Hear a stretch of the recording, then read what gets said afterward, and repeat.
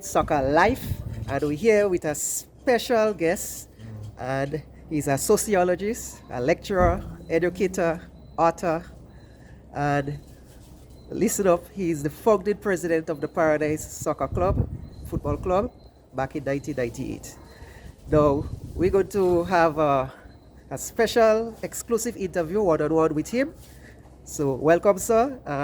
Briefly introduce yourself. I've given you certain things about you, but I want you to briefly introduce yourself formally to the diaspora audience. Well, good evening, and thanks for the opportunity to speak to the diaspora.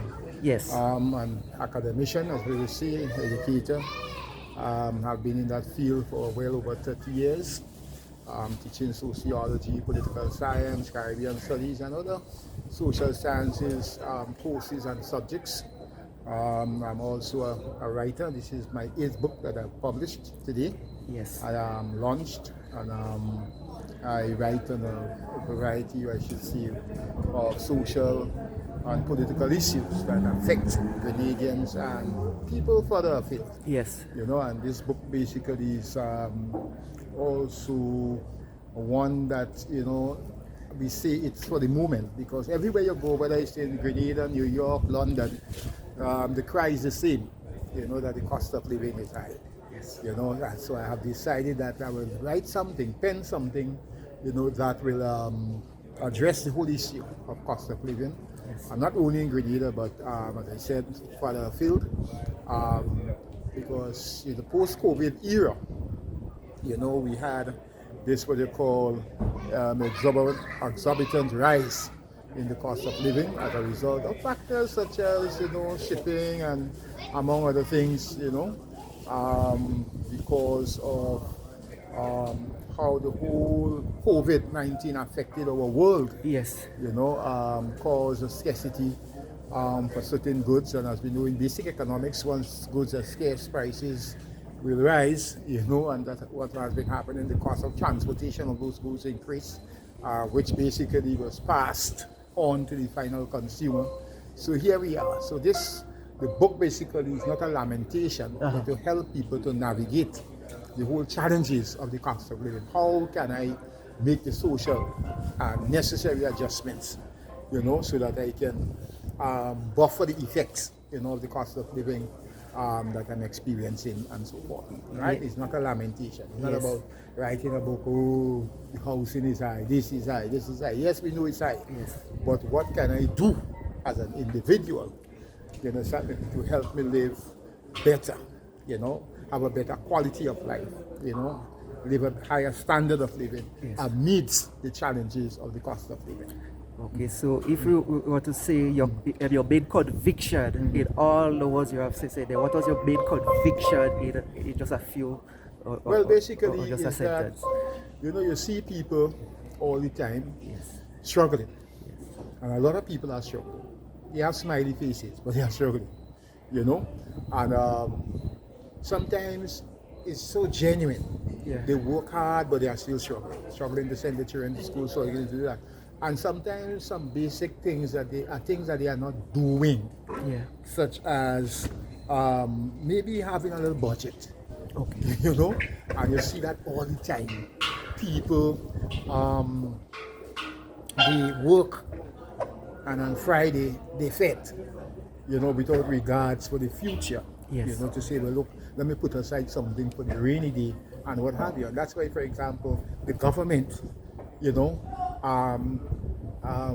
has to bear this responsibility when these people get old, because they become part of the whole social welfare system. Yes. Because we have to take care of them. But sometimes in the young age, they did not actually make an adequate preparation for the what we call the sunset years. Okay. So, as I said, the book basically offers a lot of advice, to individuals. You may not be making enough money, so you increase your income stream. What else can I do besides my full-time job that I'm doing that is inadequate, right? Because when you take the cost of inflation, it rises faster than increases in salary. Yes. Right? So every 3 years, a worker might get a 2% or 3%, but inflation in a particular area might be rising 3-4% every year. You understand? So even if you get a 3% every 3 years, Yes. you understand? And by that time, inflation would have tripled Yes. that increase that you would have got. Well, So that you always back to square one. yes. You understand me?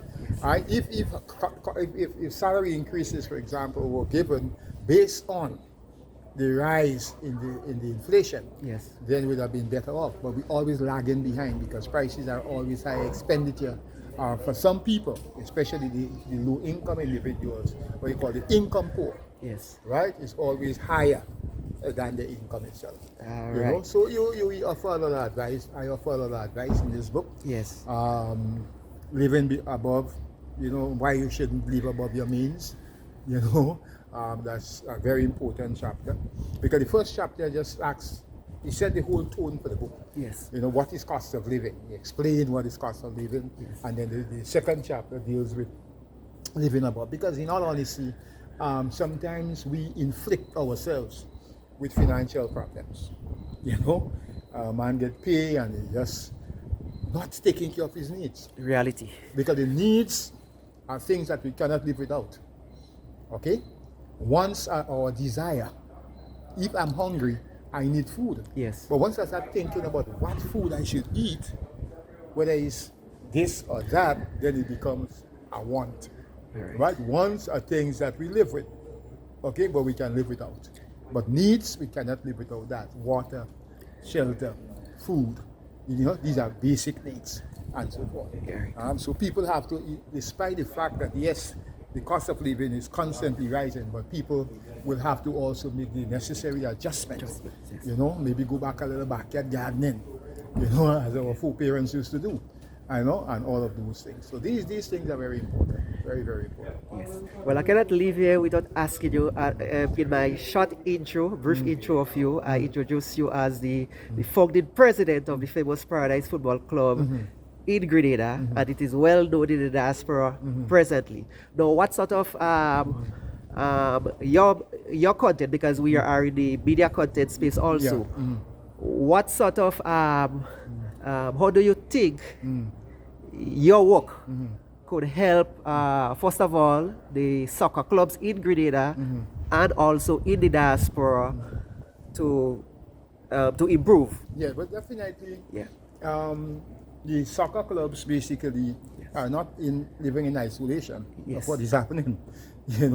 Footballers have to eat, they have to drink, they have to live, they have families to take care of. Yes. And hence the reason why they should even take the game, a little even more serious, because it could create, certainly a livelihood for them, right?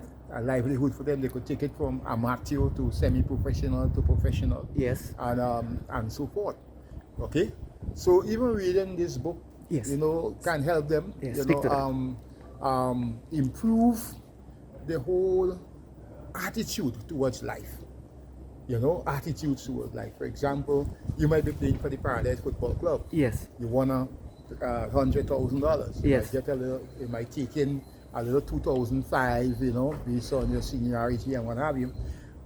What do you do with that money? Do you spread joy or do you invest? Do you say, okay, well, let me go and invest it in some 2 female goats? You understand me? In 10 years' time, I can have what? 20, 25 goats, Yes. And become a livestock farmer. Yes. So these are opportunities. These are opportunities that, this can actually provide for those individuals. Club in 3 years' time, the club going to be celebrating 30 years. 30 Now, years, yeah. now, as the founding president, what is in your for the next 3 years? Where do you see the club in the next 3 years celebrating? What do you hope to see come the 30th anniversary? Well, Paradise, Paradise has been what they call the fastest growing football club, not only in Grenada, but I believe in the region. Wow. Right? Because when we started off, we just started off as a second division, little club with a few individuals. We had one team for a number of years. And now we have about 4 to 5 teams, different categories, Yes. age categories. We have the senior team, we have under 19, we have under 7, under 15. Yes. We have the women's team. So Paradise would have grown maybe from just about 18 players at the beginning, to now over 100 plus players, right? When you put all these 4 teams together and so forth, right? And I can only see growth for Paradise right now, in all honesty, because they have a structure in place. They have 2 good feeders, the Assams Academy, Yes. the J. Craney Academy, Yes. that constantly feed, Yes. Yes. the Paradise, and also the secondary schools and all of those things. Yes. That's the situation. So, Yes, all right? yes, yes. So I asked that question in the sense that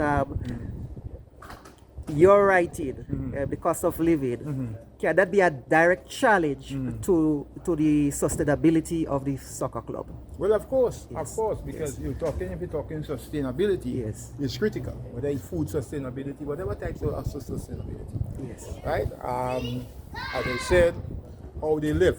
We can train people not only to play football, but train people for life. Yes. You understand me? How productive I am when I'm not on the field of play. You understand, what do I do? Because all of these things are important, because there is life after football. Yes. There'll come a time when you can't play again. You retire from the game. Yes. But at the same time, you need to sustain yourself. And that's where the whole sustainability comes in. Yes. So at the present time, people must engage in gainful employment, and and if you're not employed with someone, whether it's self-employment, but at least to sustain yourself now and for the future. All right. And finally, that final part, it Yes. is for you to know to sell your product to the diaspora at the world. So you could leave your personal information, where can you find the book, Okay, and well, all this sort of it will stuff. be on Amazon soon. All right, but in case you want a copy, 473 Yes. 417 0344. Call me if you're in New York. I can send up copies, but very soon it will be on Amazon, so it will be more accessible to the international consumers. Okay, repeat the number again. 473 417 0344. All right. So thank you very much, Mr. problem. No, Douglas. thank you so much for the And it was a opportunity. pleasure.